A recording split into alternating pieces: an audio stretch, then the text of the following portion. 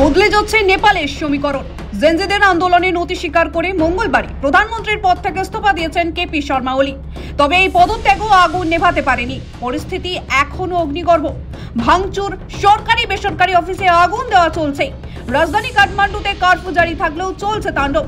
মঙ্গলবার সেনা প্রধানের চাপেই পদত্যাগ করেন প্রধানমন্ত্রী কেপি শর্মা ওলি। নিরাপদে দেশ ছাড়ার ব্যবস্থা করতে সেনা প্রধানের সহায়তা চাইলে তিনি শর্ত দেন, পদত্যাগ করলেই তবেই মিলতে পারে নিরাপত্তা। সেনার দখল। মঙ্গলবার সন্ধ্যার পর সেনাবাহিনী দেশের নিরাপত্তা রক্ষার ভার নিয়েছে।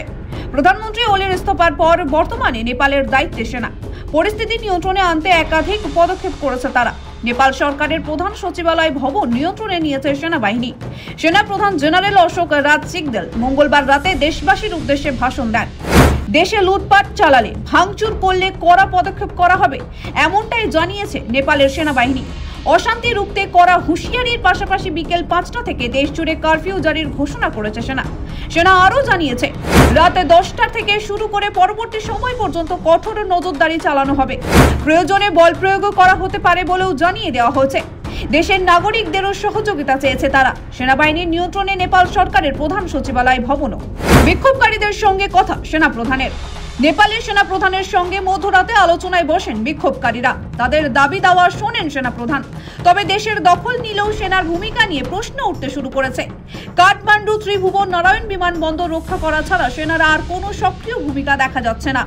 গত বছর বাংলাদেশে গণ অভ্যুত্থানের সময় সেনা প্রধান ওয়াকার উজ্জামান প্রধানমন্ত্রী শেখ হাসিনার সঙ্গে শেষ মুহূর্তে বিশ্বাসঘাতকতা করেন বলে অভিযোগ। প্রধানমন্ত্রীর পদত্যাগ করা ছাড়া আর কোনো রাস্তা খোলা নেই বলে জানিয়ে দেন। তার বাহিনীর ভূমিকা ছিল আরও বিতর্কিত। দেশ জুড়ে সরকারি বেসরকারি অফিসে আগুন দেওয়া, ভাঙচুর, হত্যা চালাতে থাকলেও সেনাবাহিনী ছিল নীরব দর্শক। অভিযোগ উঠছে, নেপালেও সেনার ভূমিকা হুবহু এক। বাহিনী পথে থাকলেও বিক্ষোভকারীদের বিরুদ্ধে আটকাতে তারা কোনো ব্যবস্থা নিচ্ছে না। এদিকে থানা, ব্যারাক থেকে পুলিশে গা ঢাকা দেওয়ার মগের মুলুকে পরিণত হয়েছে কাঠমান্ডু। নজর রাখছে ভারত। পড়শি দেশের পরিস্থিতির উপর নজর রাখছে ভারত সরকার। নেপালের পরিস্থিতি নিয়ে মঙ্গলবারই মন্ত্রিসভার নিরাপত্তার বিষয়ে কমিটির সঙ্গে বৈঠকে বসেছিলেন ভারতের প্রধানমন্ত্রী নরেন্দ্র মোদী। তিনি জানিয়েছেন, পড়শি রাজ্যে শান্তি শৃঙ্খলা স্থাপন জরুরি। সে দেশের বাসিন্দাদের শান্তিও বজায় রাখতে আর্জি জানিয়েছেন তিনি। নেপালে থাকা ভারতীয়দের জন্য নয়া নির্দেশিকা জারি করেছে বিদেশ মন্ত্রক। জানানো হয়েছে, এই পরিস্থিতিতে কেউ যেন নেপাল সফর না করেন।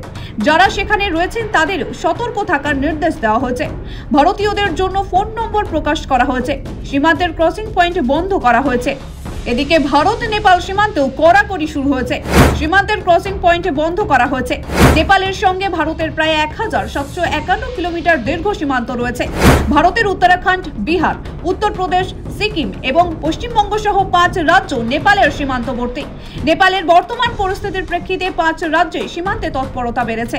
তপ্ত জনতার দখল নিয়েছে গোটা দেশে। যেদিকে তাকানো যাচ্ছে শুধু চিৎকার, আর্তনাদ আর হইচই। শুধু রাজধানী কাঠমান্ডু নয়, উত্তেজনা ছড়িয়েছে সে দেশের বিভিন্ন অংশে। এদিকে নেপালের রাষ্ট্রীয় সংবাদ মাধ্যম এখনো ঘোষণা করেনি রাষ্ট্রপতি ও প্রধানমন্ত্রী কোথায় আছেন। সরাসরি দেশের দায়িত্বও নেয়নি সেনাবাহিনী। শোনা যাচ্ছে কাঠমান্ডুর মেয়রকে অন্তর্বর্তীকালীন প্রধানমন্ত্রী করা হতে পারে। ব্যুরো রিপোর্ট, সময়, কলকাতা।